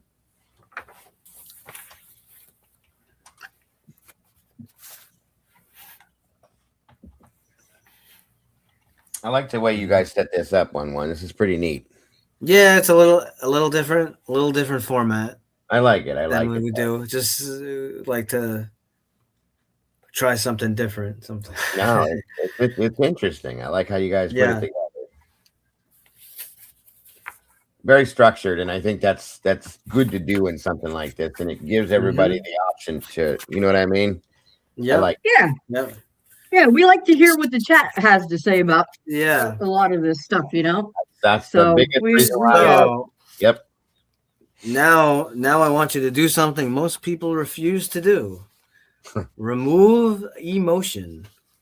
Imagine this case is fiction. A script sent to a studio. 4 victims, 1 suspect, no murder weapon, no confirmed blood trail outside the house, a surviving witness who doesn't immediately call police. Be honest. Would this script get torn apart? Would critics call it unrealistic? Would audiences demand missing explanations? Of course they would. So why are those same gaps considered acceptable here? Because it's real, or because questioning it makes people uncomfortable?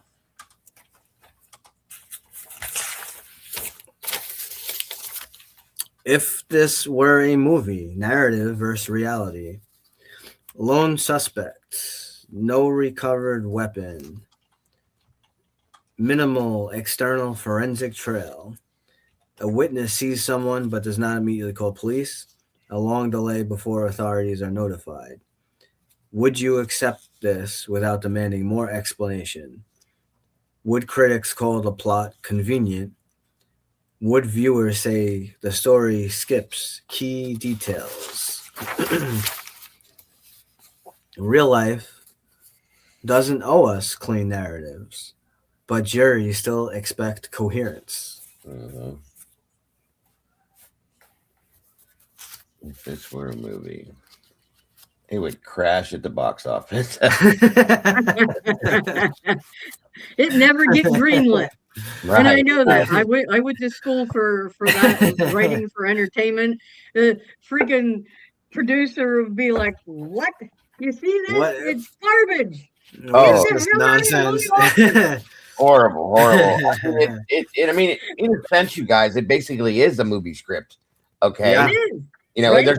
there's no truth to it. So in my opinion, it comes off as a fictional movie. I mean, Right. Yeah. if you were to write, the PCA is the script per se, you know, and it's so bad. Garbage. I like. I like this that Crime and Chaos put up there.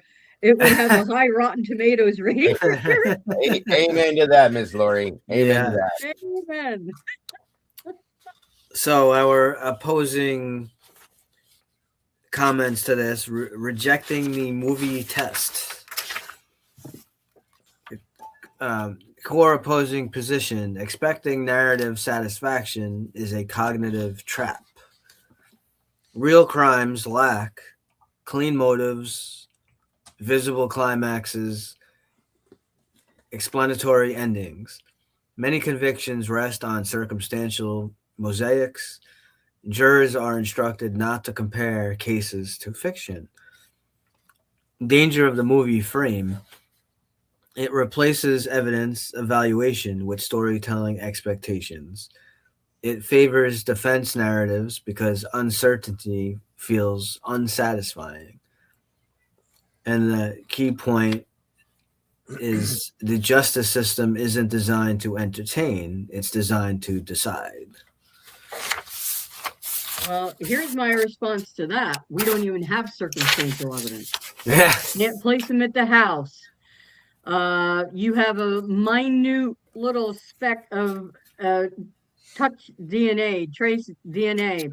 You don't have his blood there. You have from pictures and video and everything else, he doesn't have any visible bruises, scratches, and we all know that at least the three girls, I mean, they clawed and they fought, and somebody was going to have something, especially because your instinct is to get at anything, whether it's your face, hands, anything you can to defend yourself. So yes, that's my response to that one right there. Is we don't even have circumstantial evidence in this case. Right. And once again, I have to say ditto. I agree 100% with you, ma'am. Because amen.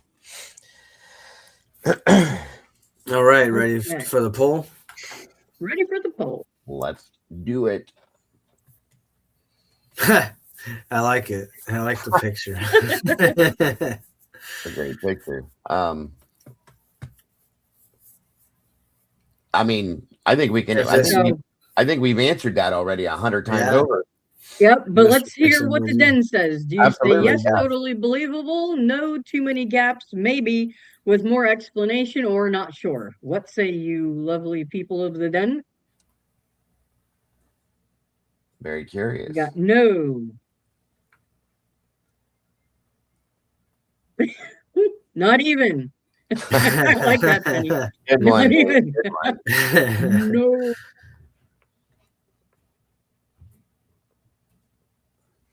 Oh, thank you, Amanda, for posting Dago's channel link. Yes, that's awesome. Thank you so much. Well, that's something we like to do here for our panelists and guests and so forth. It's just so much easier for people to find them if we just go ahead and post the link. I put it in there. So somebody had asked for it earlier, so I put it in there. My apologies. I was just giving it to that person. No, Dago, that's what we do here. It's so much simpler for people to find you. Yeah, we want people to find you. I really appreciate it. And so then that way it's so much quicker. We all like to have direct links like that. So that's something we do here. So yeah, absolutely, totally cool. And my answer to this poll, real quick, is not no, but hell no. Hell no. Right on. So it looks like that's pretty unanimous across the board out here. So I was hoping that somebody would say maybe with more explanation, and then I was going to ask that person, please give me that explanation so I can see it. But I get it. It's hard to say something like that. Right. Yeah. Okay. You want me to go on 1-1? Yeah. Go ahead. Okay. You tell me. All right. Here's the question nobody wants to sit with. Why was the house so quiet? At least from 4:10 to 4. 4 to 4:20, whatever. No widespread struggle. No clear, decisive screams reported by neighbors. No chaos spilling through the residence. Is that evidence of surgical precision, or is it a hole we've collectively decided not to stare into? Because silence isn't proof. Silence is an absence, and absences demand explanation, not dismissal. And I do agree with you from earlier saying that I think the things we need to look more at are the things that we're not seeing as compared to the things we are seeing. Yes, Mhm. right. The missing question, the silence inside the house, rarely asked, why is there limited evidence of widespread struggle? Why no confirmed screams reported by neighbors? Why does movement appear controlled rather than chaotic? Possible explanation. Victims were asleep. Well, we know we don't really believe that. Nope. Surprise factor. Shock and fear paralysis. Acoustics of the house. Rapid progression of events. An alternative way of looking at silence can be explained, but silence should be examined, not assumed away. Unanswered questions don't mean innocence, but they do mean uncertainty.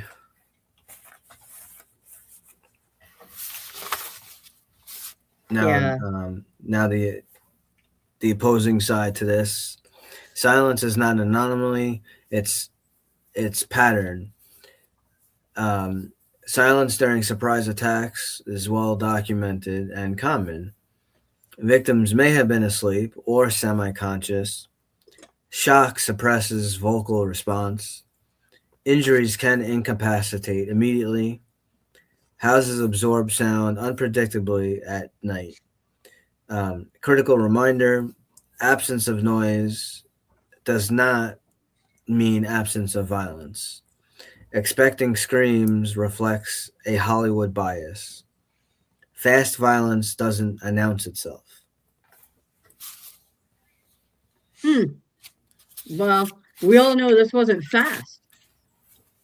Yeah, well, I mean, going by what they say, right? Right. According I mean, going by what they say, what was it, 10 yeah. minutes or whatever, but yeah, damn, right. you got to be like Speedy Gonzalez to be able to commit all of those, all of those injuries, sit down and have yourself a break, clean up, and then get the hell out of Dodge. I mean, post-mortem injuries too, they're right? experimental injuries or wounds that were applied. Come on now. Yeah. Right. Yeah. Okay. You want me to do the poll? Yeah, go to the poll. Okay.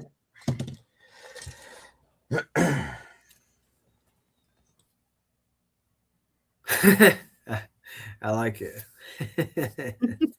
That's it. Oh, look at that. Read the question. I forgot to put the question on this slide, 1-1. Oh, did you? Yeah, I did. I think I don't know. It raises questions. I think something about the slide. It says, the question is the lack of noise suspicious to you? Okay, so yes, it raises questions. No, silence makes sense. Depends on circumstances. I need more info. All right, then what say you?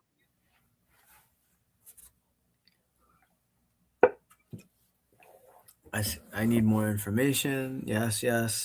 90 seconds. Raises questions. I need more info. Okie dokie, Lisa says, and then she laughs. So I'm assuming was it really silent? So yes, Mama. Yeah, exactly.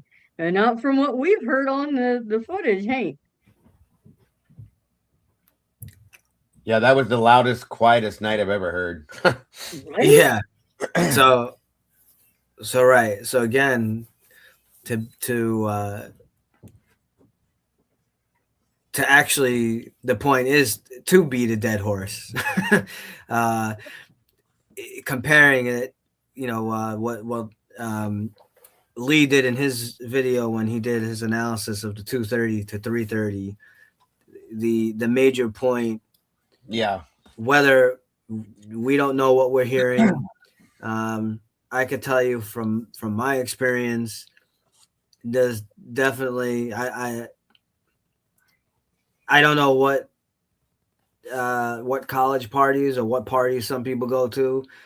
I know that there's a creator or two out there that extremely disagrees that anything went on, that the evidence, that's fine. You can have your opinion, but I can tell you what I heard was blood quenching screams and someone getting attacked or worse. Those weren't normal, How do you drunk, deny that, though, one? How do you deny that? The people that do deny it, how do you deny it? I can't. I don't know. I don't know. I mean, there's a very again, I'm not gonna. There's a very popular YouTube creator out there that completely denouncing it, saying that we're all ludicrous, looking in the that we have a right to our opinion. We're all looking what I can tell you is what the point that Lee made. It's not always what you hear; it's what you don't hear. Yep. So what don't we hear from 405 or 407 to 420? Do you hear anything like what we hear 230 to 330? It's not even remotely close. 100%. So I'm not saying that nothing happened during that time, but there's definitely something going on. When you're hearing what sounds like crying and horrible screams behind you, yelling and all that in that hour, but in the hour of the crime, supposedly, you hear nothing other than a dog barking. Come on. No. Right. And it's not, I mean, I got my opinion. I mean, you listen to other people. I believe, was it Kristen, I think, or from the Custody Queens? One of them said on Lee's show, I think it was Kristen, whichever one of them that plays soccer. One of them said that she played soccer in college. She went to a whole bunch of different parties all the time. She never heard anything like that ever. Yeah, that was Kristen. Yeah. Right. Yeah.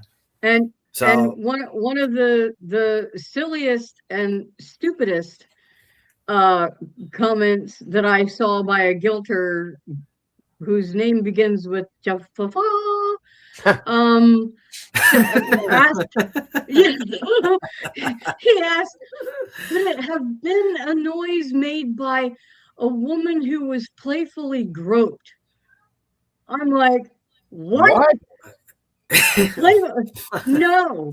If some strange dude, I've been on the receiving end of that, and it didn't end up too good for the guy.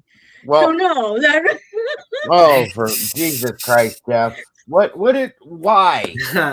I mean, seriously, playfully groped. I'm done. That was it. That was the icing on the cake for me. Yeah. Oh boy! I couldn't believe it. Yeah, Jeff the dumbass. Sorry, I don't normally do that, but for those who know that person, you get why. He has said so. Anyhow, that's insane. I'm sorry. Good God. That was his comment. That was his comment. Of course it was, because he's done everything. You're gonna let out a blood curdling scream because somebody. No. Yeah. Somebody no, my God, I don't even get it. Yeah. So how do you even formulate that thought in your mind, guys? Come on. Yeah. Jesus Christ, Jeff, you need help, buddy. Yeah. All right. Now, let's make this personal, because justice always feels clean until it's aimed at you. Imagine this was your DNA found through genealogy, not a prior record. Your car, similar to the one described, not uniquely identified. Your phone data, interpreted after a suspect was chosen. Would you feel confident, or would you suddenly understand how thin certainty feels when the narrative no longer protects you? Everyone trusts the system until they're standing alone inside it.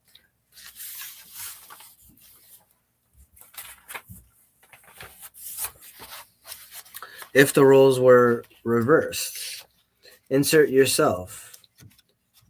Imagine your DNA peers through genealogy.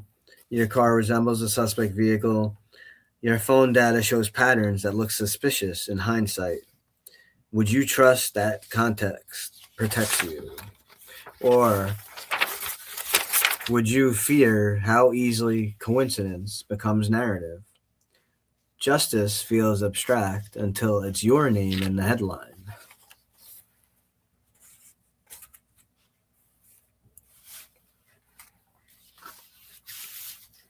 Yeah, Now, I certainly wouldn't. Yeah, go ahead.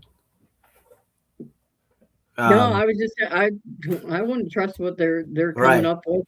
Like you're saying, coincidence as fact, and the Right. problem is they don't have a whole lot of fact that could lead to a guilty verdict for people who actually have a brain. Right. Yes, ma'am. Now the opposing view to this role reversal is emotional, not legal. The core opposing position, empathy cannot be the standard for justice. Every defendant can imagine themselves as wrongly accused.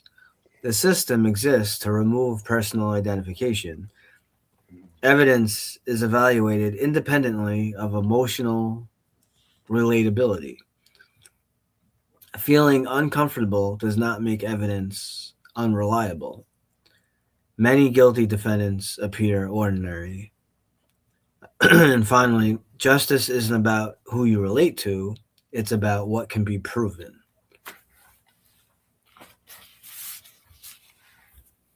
Which they haven't done. Right. That's what it keeps going back to. Nope. They haven't done it. Nope. Okay. All right, we're ready for the next poll.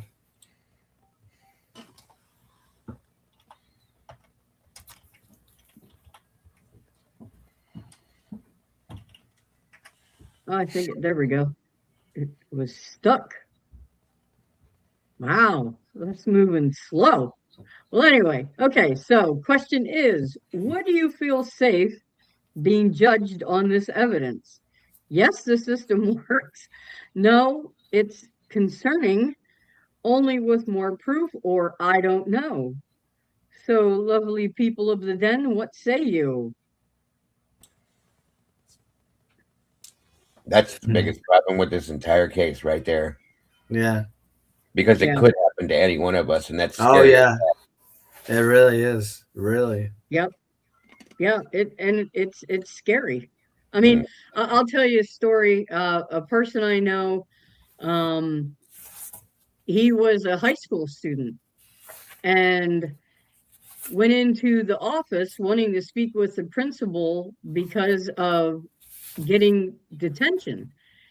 And she flat out refused to speak with him.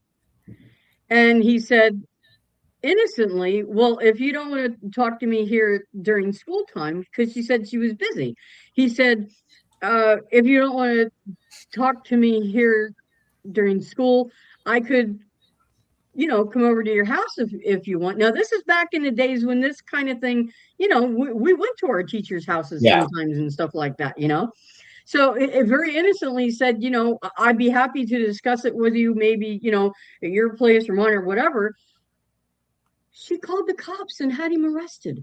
He sat in jail for the weekend because this happened on a Friday. Wow.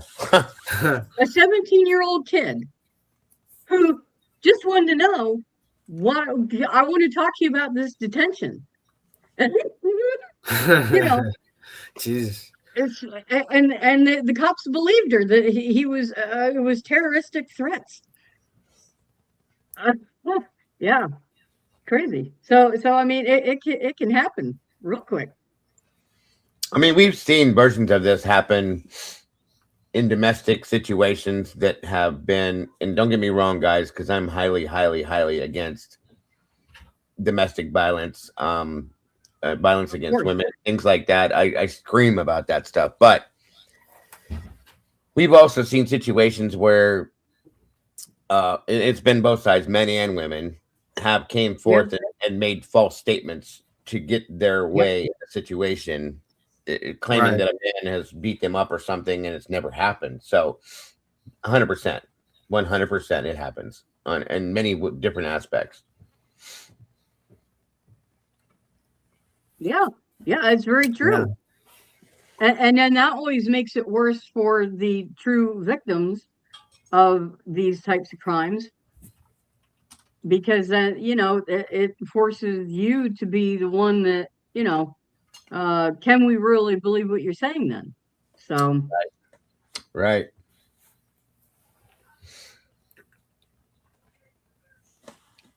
All right, let's move on. All right, let me go here and.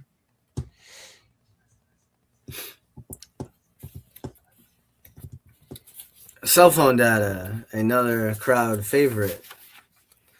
It sounds precise, it sounds technical, it sounds damning. Until you remember, cell towers do not equal GPS. Coverage areas are wide, especially in rural regions. Patterns look suspicious after a conclusion is formed. Before that, they're just patterns. So ask yourself, is this evidence strong, or is it simply framed aggressively enough to feel strong? What sounds convincing with cell phone data? Pings, patterns, movement correlations. What context complicates? Cell towers cover wide areas. Phones don't equal people. And absence of data does not equal presence at a crime scene. An important distinction is that this evidence suggests behavior. It does not prove action. Cell data tells a story, but only if you decide what the story is first. Mm-hmm. Now, counter argument to this, cell phone data is corroborative, not standalone. Repeated movement patterns matter more than exact location. Digital behavior before and after crimes is probative. Phones often act as a behavioral fingerprint. The argument is not this ping proves guilt, it's this behavior aligns with the crime window. Circumstantial evidence becomes powerful when it overlaps.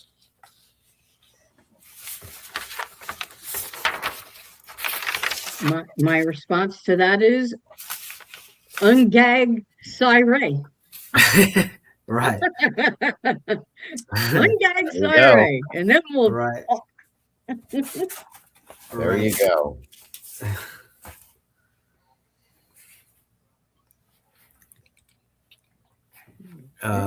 Ready for the next poll.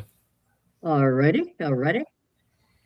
How strong is cell phone data in this case? Is it very strong, somewhat helpful, weak on its own, or misleading? What say you, Den?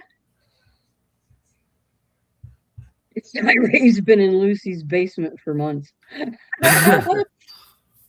Yes. Well, now we know. You told on yourself, Lucy. She has been claiming that for quite a while.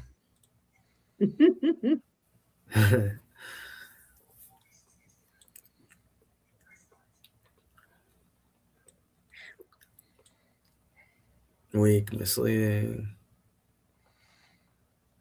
Yeah. Weak.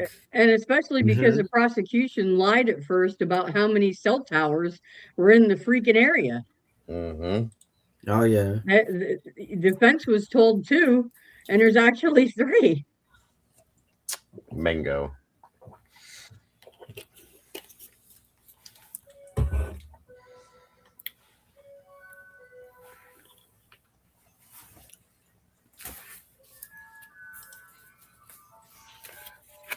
See, yep, pretty much misleading. misleading, Yeah, most weak. people. Yeah. Yep. Okay. So that is our All right. general consensus.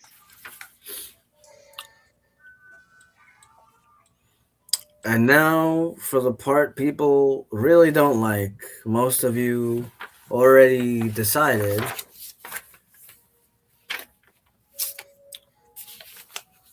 Not after discovery, not after trial, after headlines, after press conferences, after online speculation dressed up as a fact.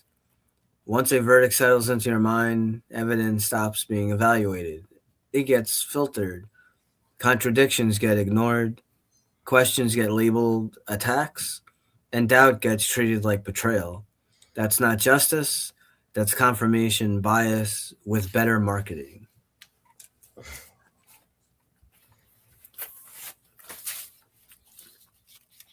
The verdict before the trial. Opinion locked in. Early arrest shaped perception. Media framing hardened positions. Online spaces reward certainty, not nuance. Once people decide he did it, evidence becomes confirmation, not evaluation. Trials are about facts, but minds are rarely blank when facts arrive. And the counter argument to this: public opinion did not build the case. Core opposing position: evidence exists independent of media narrative. Investigators did not crowdsource guilt. DNA testing predates online theories. Juror selection screens for bias. Important reality: media attention does not create forensic evidence. The courtroom is insulated by design. And finally, public noise may be loud, but it doesn't plant DNA. But does a corrupt law enforcement officer plant DNA? Yeah. Sure. And the whole insulating the court. Well, they say it's for protection. Whose protection? I mean, as far as they want to. I understand they want to protect the evidence and so forth, but in a way, it also protects them when they don't even have evidence. It protects them from having to disclose the falsehoods. I mean, we see it not only in this case, but in so many other cases. Yes, ma'am. So right.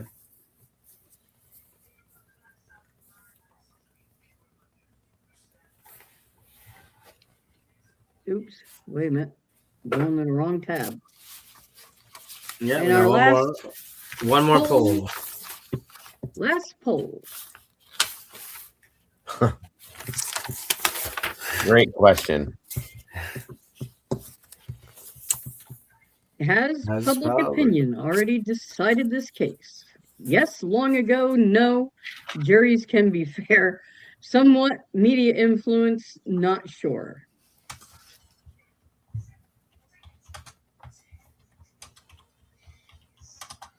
Only to the sheep. I like that, Mama J. Yeah, I think it did decide it, and the mainstream media made sure of that. Absolutely, 155%. That is exactly what happened to me. Pretty much, I think, Penny.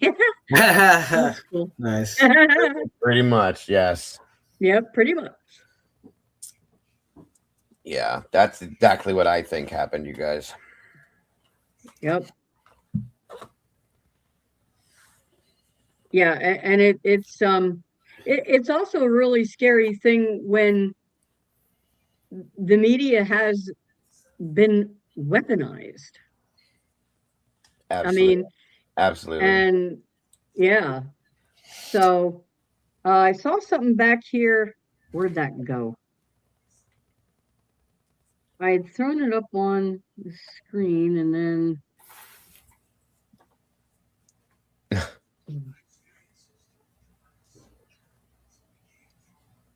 Oh man, where'd it go?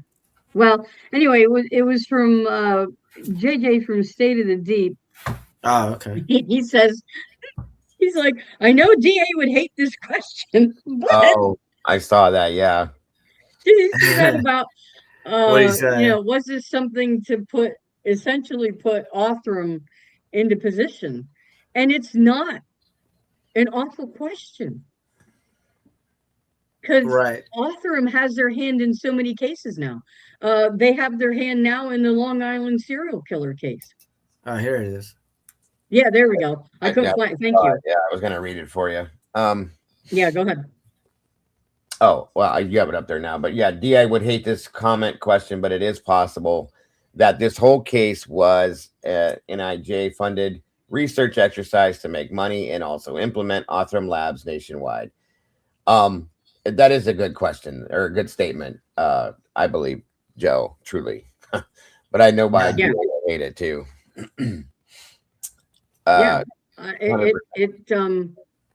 Because especially you have Stacy Chapin, who's now the mouthpiece. Oh yeah, essentially. I mean, she's garnering all kinds of sympathy, and positioning Othram as the gold standard as far as solving these cases. And the sad thing to you guys is that this is, again, I'm going to put this as my opinion. I don't believe Othram did this. I don't believe they did it. Okay. I don't see them as doing anything, to be honest with you, because I don't believe it. So there again, they're taking credit for something that never happened, in my opinion. I'll just put it that way. Mm-hmm. So. And now they're gaining so much. I mean, much. Yes.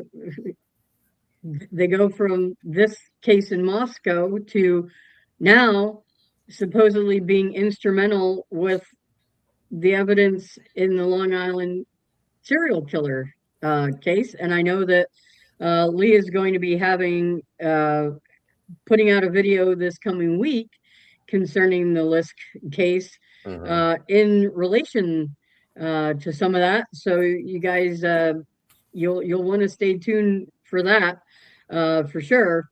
If you haven't followed that case, you're going to want to, because things are ramping up there. We've had some different developments in that case. Definitely. That two of the victims that have been attributed to Rex Heuermann, or actually the correct way to say his name, according now to Josh Zeman, is Heuermann. Yeah. That is the correct German pronunciation. So two of those victims, Tanya Jackson and her little baby girl Tatiana, who were originally attributed to Rex Heuermann. Now her estranged boyfriend has been indicted in the mother, Tanya's murder, but has not been officially charged with Tatiana's, I don't believe, yet. So that's something I know he's going to be covering in depth this week. So that was, and that's going to open up a whole can of worms in favor of the defense, because, Michael Brown's the lawyer for Rex is going to be like, guess what? You guys thought, my client did well. If he didn't do that, what else didn't he do? That's two now, though. I was going to say, because in the very beginning, yes. And I'm sorry, because it's been a minute since I've touched on this case, but there was Vitroff. Yes, yeah, that she wasn't one of his victims either. So we got three now, possibly. You know what I mean? Right. And that's right.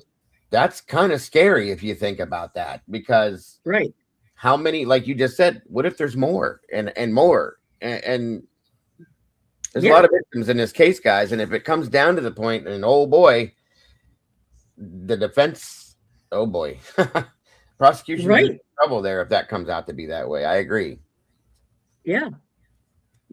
So it's really going to be and that's one of the things I do love about our channel is that and the same way with your channel, that lots of other channels, we cover a vast amount of different cases because Yeah. they're all so interesting, each in their own way. And Yeah. at least from my perspective, they're important. It's important to what we're doing because you have to look at the big picture. We all want true justice. Yes, We ma'am. all want the truth. And whatever that is, for me, my opinion, I don't care I care if Brian is innocent, then he's innocent. If he's a part of it, then he's a part of it. But who else needs to also be brought to justice? Bingo. So, Right. yeah. Right. So, And again, so for me, go ahead. Yeah. Sorry. No, go ahead. All I was going to say was going along with that. It's very important that we do what we do because, in my opinion, one of the main reasons is because the entity that's supposed to tell us what's going on with these cases, because we do need to know these things. Okay, they don't tell us the truth. That's the problem right there. That mainstream media does not give us absolute truth in these. They give us little bits and pieces of things thrown out, and then they fine tune it to their narrative to follow their script. And that's that. And we're not going to get, if we didn't exist, guys, just like 25 years ago, all of these crimes were happening and we didn't have anywhere near the clue as to what was going on in these cases that we have nowadays. Because of what we have now, we have more access to things that we never had because of the internet. Okay. In turn, we would have never known. If you imagine going back to 1985, we'd never know any of this stuff. We'd never be able to have these conversations. We'd never be able to do what we do. And that's why this is so important. Right. Right. Thanks for stopping by, Joe. Thank you so much for hanging out. It was great having you with us. Appreciate you, sir. And I don't think you said it yet, Robin. I believe Lee's planning on Wednesday is going to be on Delphi, and I think he's specifically going to give his thoughts on the documentary Down the Hill. Yeah, I believe so. Some kind of deep dive into that. So, yeah, if you are available, there you go. That would be great. If you could make that show, because just so you guys know, I'll give you guys a running that I'll be here every night that you guys are going to have a show. Just so you, if you want, excellent. Well, that's every night. Yeah. We're here every night. We're here. Unless something happens that I can't be here for some reason, I will be here every night for this because I love this. Yeah. I enjoy this. And especially, it's funny that that's happening. I swear to God, like I said last night, I think Lee and I were separated at birth somewhere because we have, tomorrow, I'm reigniting the Delphi case. I touched on it today just to give everybody a little bit of a basis on it. Tomorrow, I'm reigniting the Delphi cases, doing a refresh on it and going back to the beginning and bringing it all back to the surface. So, yeah, it would be great. Awesome. What time are you going live tomorrow, Dago? I'm going to try. I wish I could have a better time. Very bad with that because of my life out here. But I'm going to try to do it no later than like late morning, maybe 11, maybe noon. I'll just say that. Okay. All right. Just so everyone, knows the approximate time to kind of clue in there, because that's going to be some good shit right there. What time zone? You said. Oh yeah. What time zone? Eastern. Okay. Yeah. Okay. Yeah. It's 11:14 p.m. here now. So so Eastern. Okay. Yeah. And I said, I'm doing this mainly because I've realized over the past 2 weeks, there's a lot of people that have no clue that Delphi 1 existed, 2 has any clue about what's going on, or what went on with it. So I think it's important for people to know, considering the appeal and everything that's happening and the what I believe is it's gonna be flipped upside down. It's gonna be coming back to the surface. So everybody needs to understand what happened within this case to be able to understand what's coming from it, is what I'm gonna say. So sorry about that. Yeah. So yeah, that's what we're doing tomorrow. Is we're relighting the fire under that one and bringing that back to the surface and educating people on it and giving all the bits and pieces, because there's so much. It might take a couple days, but there's so much to it, and I'll be throwing out all those other little pieces and parts of things that people didn't know that I have, that I know. I gave a little bit on it today, just to kind of give everybody get ready for this type thing. So I'm looking forward to that. And I don't take me wrong, all of you guys that do follow me because of Idaho and Lee. Like I said, that's why I said that we're doing the same things. I have to retrain the algorithm because I'm not an Idaho 4 channel. I'm a true crime channel. I cover multitude of cases, and I have for years. So that's why it's important to be able to take a sidestep for a little bit. Not that I'm letting go of Idaho. Don't get it wrong. No. And I think all you guys that follow Idaho, I think you need to be able to see these other cases, guys. I mean, you have to understand that there's a lot of parallels with Idaho. Oh yeah. Yeah. Okay. Yeah. And to see that, I think will help you understand both cases better. So yeah, absolutely. And with each case, what I love is we also get different professionals' perspectives that gives us education into the law, which is something I know that both you, Dago, and Lee, both of our channels are big into. Is not only, for us, this isn't just about entertainment. It's a combination of, education about the law, the legal, side of things. Hey, we like to have a good time along the way, but these cases are so important, each in their own way, and we have so much to learn from them and one another, for that matter. Oh, agreed. And 100%. And Abby and Libby, in my opinion, this is another reason why I'm doing this.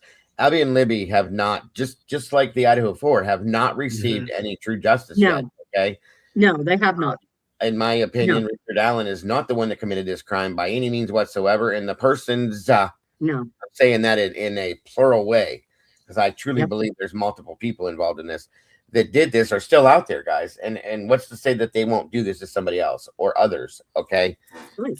That's a scary thought for me. So that's why I want to educate as much as I can with this case out here, because it's very bad. Yeah. And Lee is soon actually going to be heading out to Delphi in the next few weeks here. So everybody stay tuned for that.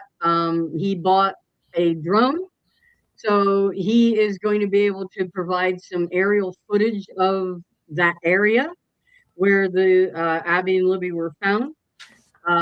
So that's what I'm saying, guys. You got to subscribe to the channel. Make sure you're liking the videos, because there's all kinds of good stuff coming. I mean, 2026 is going to be crazy. And I'll be supporting Lee as much as I can with that. When he's there doing that, I'll be streaming that live for everybody from my communities as well, and hoping that everybody's, like you said, subscribing to that. So it's going to be I'm excited for him to do that, very much so. Yeah. It's going to be totally lit. So, yeah. So, well, we're right at a little over 2 hours here, guys. I guess we should probably wrap up for the night. Dago, thank you again, as always. Yes. 1-1, your presentation was fire. Yeah. The Den, you guys are fire. So we can't thank you guys enough. Closing thoughts, 1-1? Sure. This has never been proven, but it's repeated like it has. And that should bother you, because Devil's Advocates isn't here to comfort you. It's here to remind you that certainty without rigor isn't truth. It's just confidence. And confidence has convicted innocent people before. I will see you next time. This is Devil's Advocates. Awesome. All right. Well, thank you guys for coming out tonight, and we'll be back tomorrow night, 6 p.m. Pacific Standard Time and 9 p.m. Eastern Time, and whatever in between. So thank you guys again. We can't thank you enough. And everyone, have yourselves a wonderful evening. Absolutely. Thank you guys so much for being here. Thank you, Dave. Yep. Appreciate you all so very much. And thanks for having me again, guys. Always. Excellent. Yes. Absolutely. Love Anytime. Have a good Yep. night. Good night, guys. Have a great night, everyone.